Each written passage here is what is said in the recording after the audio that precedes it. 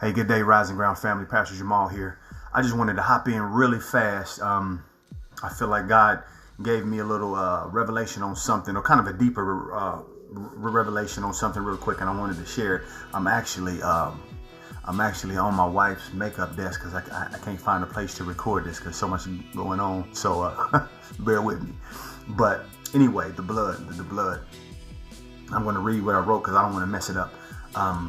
The blood is not only a place where we are delivered, a place where we are covered and shielded and protected from all manner of wickedness and wrongdoings, but the blood is also a representation of Christ's ability to understand our position here in the earth.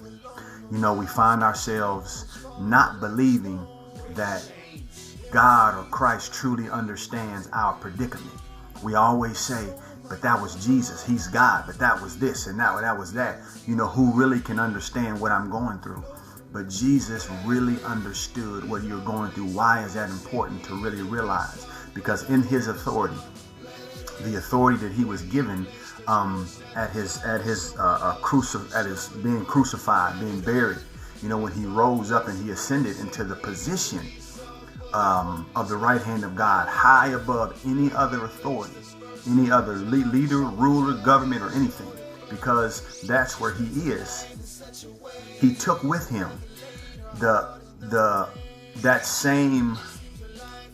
those same impressions that were made when he was in the earth. He experienced what it's like to be hungry.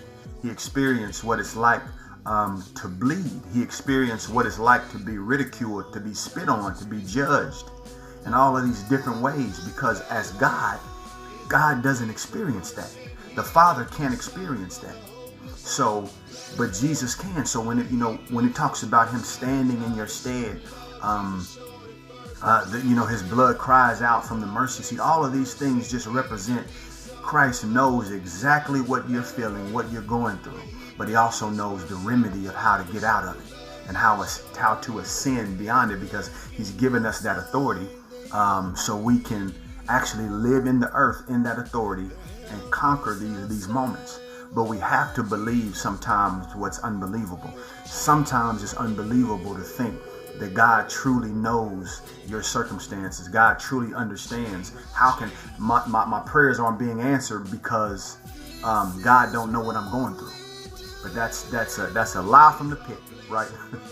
Jesus knows. He understands, and because he understands and he knows, he's the perfect person to be in the authority that he has, that he's been given because of what he decided to do and accepted to do on behalf of mankind. That's all I got, man. Rising Ground Church, Pastor Jamal. Get with it. I meant to say this too.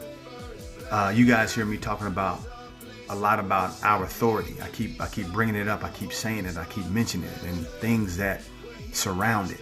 It's because we've all been called to do something, to be something, to say something in God. We're waiting on our promises. God, if you're not in your promised land yet, and you feel God is either leading you to a specific place where you're already there or what have you, you have a tremendous responsibility, because the mass majority of the people, and even the people in the church, are either still in their wildernesses or they're stuck.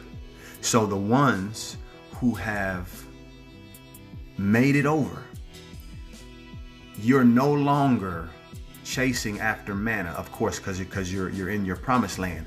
But now you're required to provide the manna to those that are still behind. You have to know your authority. You have to know what Christ gave you, what Christ did. And it's so funny, man. Again, all of these things, all of these statements, they sound, especially to the believer, they sound so, I've heard this, and you think you know it and understand, but the deepness of God is so immeasurable that you can get another revelation on the same matter that takes you higher in that revelation, so that you actually can hold it responsibly. you can deal with it responsibly.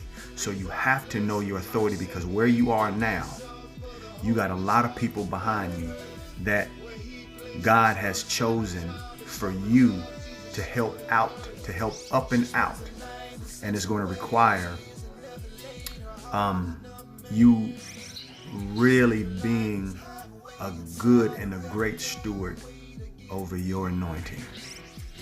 That's all, man. I'll talk to you. Peace.